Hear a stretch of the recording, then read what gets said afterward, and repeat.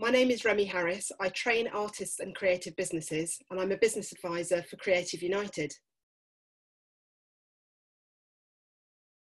Managing business finances post-COVID-19 is really challenging because all of our plans have changed. So where we might have had a beautiful business plan, beautiful budget and cash flow forecast for the year, we're now having to think about clients that haven't paid us. We're having to think about reforecasting and looking again at all our income and expenses for the entire year, with a lot of uncertainty about what's ahead.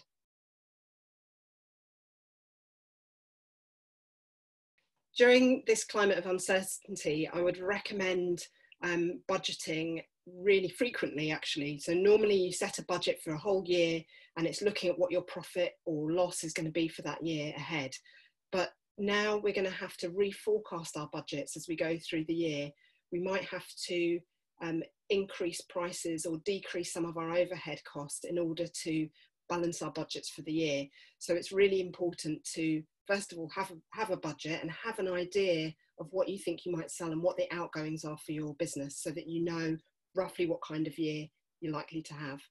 One thing that your budget can show you is if you've got a business which is going to be profitable in the long term but has a short-term cash flow difficulty.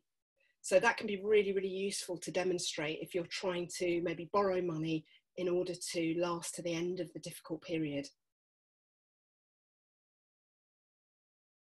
Managing cash flow in a crisis means knowing exactly how much money you've got on hand at all times and having a really tight control over when you're making payments out and when money's coming in. So you need to start with getting a true picture of how much money you've got in the bank and in cash in any accounts that relate to your business. You need to plot how your business is going to manage cash flow over the coming weeks and months. And if you find that at any point you're running out of cash, you need to think about how you're going to fill that cash gap. So that can be by borrowing, by getting an overdraft, by trying to collect money in more quickly, to sell services that you can sell for cash and get clients to pay up front, or to try and delay some of the expenses and outgoings that your business has. Now, one tip, if cash flow is extremely tight in your business, is instead of managing it monthly, manage it weekly. So each week, look at what bills you have going out of the business and who you need to pay. And on a week-to-week basis, try and be in contact and communication with them. Let them know if you need to delay payment by a week or two, and look at whether you can collect in any money or arrange to release any cash into the business sooner rather than later. So even a delay of 1 week sometimes, or changing a payment from weekly to monthly, can make a massive difference in terms of the survival of your business.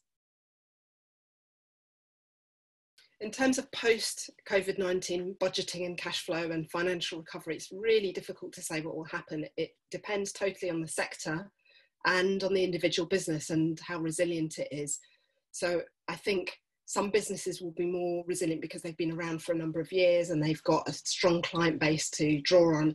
And other businesses will be more resilient because they're very small and because they're able to be agile and really, really flexible to adapt to changing circumstances.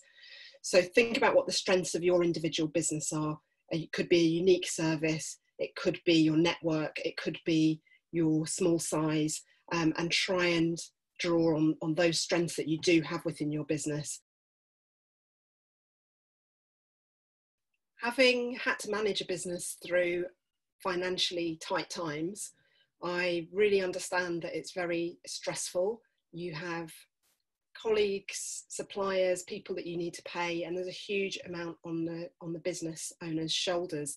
So I would recommend trying to get a grasp of the cash flow as the most important priority, and have constant communication with the people that you're working with so that you can manage their expectations. I think long-standing suppliers and supporters and people that work with your business will want to help you, because in doing that they'll be helping themselves as well. So constantly communicate and keep a really, really close eye on your figures, and don't be frightened by the task ahead. It's going to take a lot of effort for us all to get beyond this crisis, but you know, the skills and the resilience that you develop in doing that hopefully will last you in the long term.